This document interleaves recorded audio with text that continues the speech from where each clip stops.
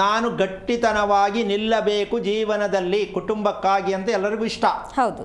ಆಮೇಲೆ ಮದುವೆ ಆಗೋದಕ್ಕಿಂತ ಮುಂಚೆ ಸ್ಕೂಲ್ಗೆ ಹೋಗುವಂಥ ಮಕ್ಕಳು ಹೆಣ್ಮಕ್ಳಿಗೂ ಕೂಡ ಕೆಲವರಿಗೆ ಭಯ ಇರುತ್ತೆ, ಹೌದಾ? ಗಟ್ಟಿತನ ಗಂಡು ಮಕ್ಳಿಗೆ ಬೇಡವಾ? ಅವ್ರಿಗೂ ಬೇಕು, ಗಟ್ಟಿತನ ಬೇಕು. ಈ ಗಟ್ಟಿತನ ಇಲ್ಲ ಇದೆ ಅಂತ ಕಂಡುಹಿಡಿಯೋದು ಹೆಂಗೆ? ಅದು ಮುಖ್ಯ ಗುರು. ಅದು ಮುಖ್ಯ ಅಲ್ವಾ? ಇದಕ್ಕೆ ಎರಡು ವಿಚಾರ ಇದೆ. ಒಂದು, ಪದೇ ಪದೇ ಎಲ್ಲ ವಿಚಾರಕ್ಕೂ ಅಳುವು ಬರೋದು, ಇದು ಮೊದಲನೇ ದೊಡ್ಡ ಸಮಸ್ಯೆ. ಏನಕ್ಕೆ ಕೇಳಿದ್ರು ಒಳ್ಳೋದು, ಒಳ್ಳೇದು ಕೇಳಿದ್ರು ಒಳ್ಳದೆ, ಕೆಟ್ಟದ್ದು ಕೇಳಿದ್ರು ಒಳ್ಳದೆ. ಕೆಲವರು ನೋಡ್ತಾರೆ, ಈ ಅಭ್ಯಾಸ ಇದೆಯಲ್ವಾ? ಹಾ ಗುರುಗಳೇ, ಖಂಡಿತ. ಇದು ಗಟ್ಟಿತನವಿಲ್ಲದ ಜೀವನ. ಇದಕ್ಕೇನು ಬುದ್ಧಿ ಹೇಳೋದು ಸರಿ ಹೋಗುತ್ತಾ? ಸಾಧ್ಯ ಇಲ್ಲ ಗುರುಗಳೇ. ಈಗ ಅರ್ಥ ಆಯ್ತಲ್ಲ? ನಾವು ಪರಿಹಾರ ಅಂತಕ್ಕಂಥದ್ದು ಹೇಳ್ತಕ್ಕಂಥದ್ದೇ ಮೊದಲನೇ ಅಪರಾಧ. ಈಗ ಅಳುವಂತಹ ಮಕ್ಕಳನ್ನು ಕಟ್ಟಿಕೊಂಡು ತಂದೆ ತಾಯಿ ಕತೆ ಏನು ಕೇಳಿದ್ರು ಏನು ಹೇಳಿದ್ರು ಅಳ್ತಾನೆ ಅಂದರೆ ಏನು ಮಾಡೋದು? ಕೆಲವು ಮಕ್ಕಳು ಹಠ ಮಾಡಿ ಅಳ್ತಾ ಕುತ್ಕೋತಾರೆ, ಸ್ಕೂಲ್ಗೆ ಹೋಗಲ್ಲ ನಾನು ಅಂತ. ಹೌದು. ಇವ್ರು ಬಿಡಲ್ಲ, ಅದು ಹೋಗಲ್ಲ. ಅದು ಹೆಣ್ಣಿರ್ಬೋದು ಗಂಡಿರ್ಬೋದು. ಅದಕ್ಕೆ ಗಟ್ಟಿತನ ಇಲ್ಲ. ಆ ಗಟ್ಟಿತನಕ್ಕೆ ಏನು ಮಾಡಬೇಕು, ಏನಕ್ಕಾಗೈತೆ ಅಂತ ನಮಗೆ ಗೊತ್ತಿಲ್ಲ. ಮಗು, ಯಾವುದೇ ಮಗು ಯಾಕೆ ಹಿಂದಕ್ಕೆ ಹೋಗುತ್ತೆ, ಹಿಂದಕ್ಕೆ ಹೆದರುತ್ತೆ, ಹಿಂದಿಂದೆ ಹೋಗುತ್ತೆ ಅನ್ನೋದಕ್ಕೆ ಕಾರಣ ಏನು ಅಂತ ತಿಳಿತಕ್ಕಂಥದ್ದು ಅತಿ ಮುಖ್ಯವಾದ ವಿಶೇಷ ಇವತ್ತು. ಅಂದರೆ ಇಷ್ಟು ದಿನ ಹೇಳ್ತಿರ್ಲಿಲ್ವಾ? ದಿನಾ ಹೇಳ್ತಿದ್ದೀನಿ. ಅದಕ್ಕೆ ರೂಪಗಳು ಬೇರೆ ಬೇರೆ. ಒಂದೇ ಪದ 10 ರಸ್ತೆ. ಪ್ರತಿದಿನ ನಮ್ಮ ಕಾರ್ಯಕ್ರಮದಲ್ಲಿ ವಿಶೇಷ ಏನು ಅಂದರೆ, ಒಂದು ಅರ್ಥಕ್ಕೆ 100 ಕಲ್ಪನೆಗಳನ್ನು ರೂಪಿಸ್ಕೋಬೋದು. ಅಂದರೆ ಈ ರಸ್ತೆಯಲ್ಲೂ ಹೋಗ್ಬೋದಾ, ಈ ರಸ್ತೆಯಲ್ಲೂ ಹೋಗ್ಬೋದಾ, ಇರುತ್ತೆ ತಾನೆ? ಖಂಡಿತ ಗುರುಗಳೇ, ಶಾರ್ಟ್ ಕಟ್ಟು, ಲಾಂಗ್ ಕಟ್ಟು ಅಲ್ವಾ? ಹೌದು. ಆದರೆ ಇದನ್ನು ಆರಿಸ್ಕೊಳ್ಳೋದ್ರ ಮೇಲೆ ನಮ್ಮ ಗಟ್ಟಿತನ ನಿಂತಿರುತ್ತೆ. ಅದಕ್ಕೋಸ್ಕರವಾಗಿ ಅಳುವು ಬರೋದ್ರ ಜೊತೆಗೆ ಇನ್ನೊಂದು ಪಕ್ಕ ಇನ್ನೊಂದದೆ ದೊಡ್ಡ ಸಮಸ್ಯೆ. ಗುರುಗಳೇ, ಪದೇ ಪದೇ ಬೆವರು ಬರೋದು. ಇದು ಎರಡು ಹೆಣ್ಣಲ್ಲಿ ಏನಾದ್ರು ಇದ್ದು ಬಿಟ್ರೆ ಪದೇ ಪದೇ ಬೆವರು ಬರೋದು, ಪದೇ ಪದೇ ಅಳು ಬರೋದು, ಇವೆರಡು ಇದ್ರೆ ಜೀವನದಲ್ಲಿ ಏನೂ ಮಾಡೋಕ್ಕಾಗಲ್ಲ, ನೆಮ್ಮದಿಯಾಗಿರೋಕ್ಕೂ ಆಗಲ್ಲ. ಎಷ್ಟು ಮನೆಗಳಲ್ಲಿ ಅಂತ ಹೇಳೋದಕ್ಕಿನ್ನ ಎಷ್ಟೋ ಮನೆಗಳಲ್ಲಿ ಅಂತ ಹೇಳೋಣ ಅಲ್ವಾ? ಎಲ್ಲರೂ ಅಳಲ್ಲ, ಆದರೆ ಅಳೋರು ಇದ್ದಾರೆ ಅಂತ ಒಪ್ಕೊಳ್ಳೋಣ. ಯಾಕೆ ಅಳು ಬರಬೇಕು? ಬರಬಾರ್ದಲ್ಲ? ನೋವಾಗುತ್ತೆ, ಅಳು ಬರುತ್ತೆ ಗುರುಗಳೇ. ನೋವಿಲ್ಲದೆ ಹೊಳ್ತಾರಲ್ಲ, ಏನು ಮಾಡೋಣ? ಊಟ ಮಾಡೋನು ಅದಕ್ಕೂ ಹತ್ರ ನೋವು ಅದು ಇಲ್ಲ ಗುರುಗಳೇ. ಓದು ಅಂದರೆ ಇವನಪ್ಪ ನನ್ನ ಕಾಲ ಆಗಲ್ಲ ಅನ್ಬೋದು. ಊಟ ಮಾಡಬಾ, ಬೇಡ, ಇನ್ನೊಂದ್ಸಲ ರೇಗಾದ್ರೆ ಅಳೋಕೆ ಶುರು ಮಾಡ್ಬಿಡ್ತಾರೆ. ಇದೇನು ತಲೆಕೆಟ್ಟಾಗೈತೆ, ಹುಚ್ಚಿಡ್ಕೊಂಡೈತೆ, ಮಾತ್ರ ಅಳ್ತೀಯಲ್ಲ, ಏನು ಮಾಡೋದು ನಾನು ಅಂತ ಇವ್ರು ತಲೆ ಇಡೀ ಮನೆಯೆಲ್ಲ ಜಗಳ ಶುರು ಆಗತ್ತೆ. ಕಾರಣ ಗುರುಗಳೇ ಅದಕ್ಕೆ ಅದು ಹೇಳೋಣ. ಈ ಗಟ್ಟಿತನ ಯಾಕೆ ಮಕ್ಕಳಲ್ಲಾಗಲಿ ಮನೆಯಲ್ಲಿರ್ತಕ್ಕಂಥ ಯಾರಿಗೆ ಆಗಲಿ ಯಾಕಿಲ್ಲ ಅಂತಕ್ಕಂತಹ ವಿಚಾರವನ್ನು ಹಂತ ಹಂತವಾಗಿ ತಿಳ್ಕೊಳ್ಳೋಕ್ಕೆ ಪ್ರಯತ್ನ ಮಾಡಿದಾಗ ಸತ್ಯ ಗೊತ್ತಾಗತ್ತೆ. ಈ ಗಟ್ಟಿತನ ಅಂತಕ್ಕಂಥದ್ದು ಬೆವರು ಬರೋದು ಪದೇ ಪದೇ ಅಳ್ತಕ್ಕಂತಹ ಒಂದು ವಿಷಯಕ್ಕೆ. ಇದಕ್ಕೆ ಒಂದು ಸಣ್ಣ ಉದಾಹರಣೆ ಹೇಳ್ತೀನಿ. ಅಂದ ಚಂದವಾಗಿರುವಂತಹ ಹೆಣ್ಣು ಗಂಡು ಮದುವೆ ಆಗಿ, ಅಂದ ಚಂದವಾದ ಹೆಣ್ಣು ಗಂಡು ಮದುವೆಯಾಗಿ ಸಮಯವಿಲ್ಲದೆ ಅಲೆದಾಡುವ ಸ್ಥಿತಿ ಬಂದ ಒದಗಿದೆ. ಅಂದ ಚಂದ ಹೆಣ್ಣು ಗಂಡು ಮದುವೆ ಆದರು, ಏನಕ್ಕೆ?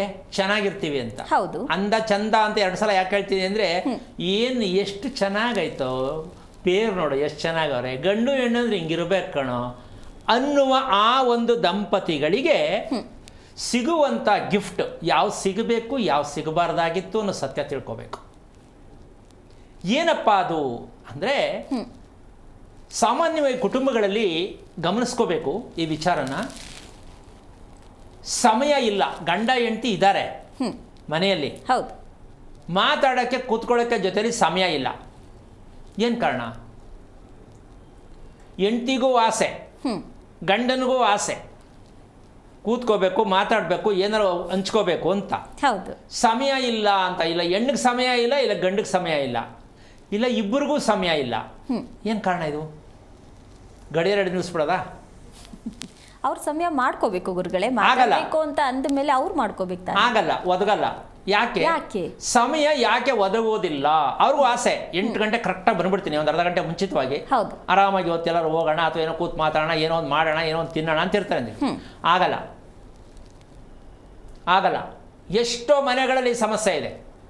ಏನು ಸ್ವಾಮಿ, ನಾನು ಬಂದಾಗ ಅವಳೇನೋ ಕೋಪದಲ್ಲಿರ್ತಾಳೆ, ಅಥವಾ ಅವಳು ಖುಷಿಯಾಗಿರ್ತಾಳೆ, ನನಗೇನೋ ಬೇಜಾರಾಗಿರ್ತದೆ, ನಾವಿಬ್ರು ಹೆಂಗೋ ಇರ್ತೀವಿ, ಮನೇಲಿ ಏನೋ ಸಮಸ್ಯೆ ಬಂದ್ಬಿಡುತ್ತೆ.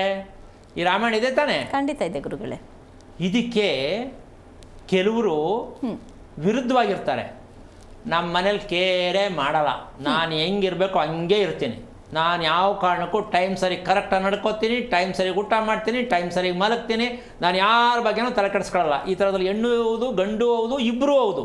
ಹೌದು, ಹೌದಲ್ಲ? ಯಾಕೆ ಎಲ್ರಿಗೂ ಇದು ಬರ್ತಾ ಇಲ್ಲ? ಯಾಕೆ ಬರಬಾರ್ದು? ಕಾರಣ ಏನು? ಬೇಕು ಅಂತೀಯ ಬೇಡ ಅಂತೀಯ? ಖಂಡಿತ ಬೇಕು ಗುರುಗಳೇ. ಪ್ರತಿಯೊಬ್ಬರು ಕರೆಕ್ಟ್ ಸಮಯಕ್ಕೆ, ಸರಿಯಾದ ಸಮಯಕ್ಕೆ ಮಕ್ಕಳು ಅಪ್ಪ ಅಮ್ಮ ಹೇಳ್ತಾರೆ, ನಿನ್ಗೆ ಎಷ್ಟು ದಿನ ಹೇಳೋದು, ಬೇಗ ಹೇಳಬೇಕು, ಎದ್ಬಿಟ್ಟು ಸ್ಕೂಲ್ಗೆ ಹೋಗಕ್ಕೆ ಏನು ರೆಡಿ ಮಾಡ್ಕೋಬೇಕು, ಸ್ನಾನ ಮಾಡಬೇಕು, ಎಷ್ಟು ದಿನ ಹೇಳೋದು, ನೀನು ಹಿಂಗೇ ಮಾಡ್ತೀಯಲ್ಲ ಅಂದು ಎಷ್ಟು ಮನೇಲಿ ಹೇಳಲ್ಲ. ಹೌದು, ಮಗು ಮಾಡಲ್ಲ. ಯಾಕೆ ಮಾಡಲ್ಲ ಗೊತ್ತಿಲ್ಲ ಅಪ್ಪ ಅಮ್ಮನಿಗೆ. ಮಗು ಹೇಳಿದ್ದನ್ನು ಯಾಕೆ ಕರೆಕ್ಟಾಗಿ ಮಾಡ್ಕೊಳ್ಳಲ್ಲ ಟೈಮ್ ಸರಿಗೆ? ಅವ್ರು ಬೇಡ, ನೀವು ದೊಡ್ಡವರೇ ಮಾಡೋಕ್ಕಾಗ್ತಾ ಇಲ್ಲ, ಪರದಾಡ್ತಿರ್ತೀರ. ಇಷ್ಟಕ್ಕೆಲ್ಲ ನಿಗೂಢವಾದ ರಹಸ್ಯ ಯಾವುದು?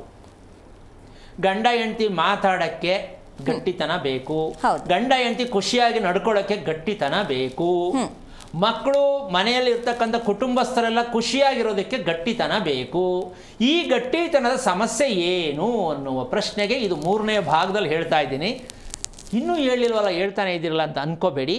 ಈ ಗಟ್ಟಿತನ ಮೂಲ ಕಾರಣ ಯಾವುದು ಅಂತಕ್ಕಂತಹ ಒಂದು ವಿಚಾರಕ್ಕೆ ಹೋದರೆ ನಮಗೆ ಬೇಕಾಗಿರ್ತಕ್ಕಂಥದ್ದು ಹಣ ಇದೆ. ಬೇರೆ ಕಡೆ ಗಮನ ಹೋಗ್ಬಿಟ್ರೆ ನಮಗೆ ಕಷ್ಟ ಆಗತ್ತೆ. ಹಣ ಇದೆ ಆದರೆ ನೆಮ್ಮದಿ ಇಲ್ಲ ಅನ್ನೋದಕ್ಕಿಂತ ಹೆಚ್ಚಾಗಿ ಜೀರ್ಣ ಇಲ್ಲ. ಜೀರ್ಣ ಇಲ್ಲ. ಇದಕ್ಕೊಂದು ಉದಾಹರಣೆ ಕೊಟ್ಬಿಡ್ತೀನಿ. ಗುರುಗಳೇ, ಊಟ ತಿನ್ನುವುದು ಶಕ್ತಿಗಾಗಿ ಅಂತ ಎಲ್ಲರೂ ಹೇಳ್ತಿದ್ದಾರೆ. ಹೌದು ಗುರುಗಳೇ, ನಾನಿಲ್ಲ ಅಂತೀನಲ್ಲ. ಇಲ್ಲ, ಎಲ್ಲರೂ ಹೇಳ್ತಾರೆ ಊಟ ತಿಂದರೆ ಶಕ್ತಿ ಬರುತ್ತೆ, ನಾನಿಲ್ಲ ಅಂತ ಹೇಳ್ತೀನಿ. ಏನು ಹೇಳ್ತೀಯಮ್ಮ ಈಗ? ಹಂಗಾರೆ ಊಟ ತಿಂತಾರೆ ತಪ್ಪ? ಅಲ್ಲ ಗುರುಗಳೇ, ಈಗ ಶಕ್ತಿ ಬರುತ್ತೆ ಅನ್ನೋದು ಊಟದಿಂದ ಅಂತ ಅನ್ನುವಂಥ ವಿಚಾರಕ್ಕೆ, ಈಗ ಊಟ ತಿಂಡಿ ಮಾಡಲಿಲ್ಲ, ಹೊಟ್ಟೆ ಹಸಿತಿದೆ ಅಂದರೆ ಸುಸ್ತಾಗುತ್ತಲ್ವ ಗುರುಗಳೇ? ಅಂದಮೇಲೆ ಅದರಿಂದ ಶಕ್ತಿ ನಿಜ. ಹಿಂಗೆ ನಾವು ಟೈಮ್ ವೇಸ್ಟ್ ಮಾಡ್ಕೊಂಡು ಜೀವನ ಎಲ್ಲ ಕಳ್ಕೊಂಡ್ಬಿಡ್ತಾ ಇರೋದು. ಹಿಂಗೆ ನಾವು ಬರೀ ವಾದ ಮಾಡ್ಕೊಂಡೇ ಜೀವನ ಕಳ್ಕೊಂಡ್ಬಿಡ್ತಾ ಇದ್ದೀವಿ.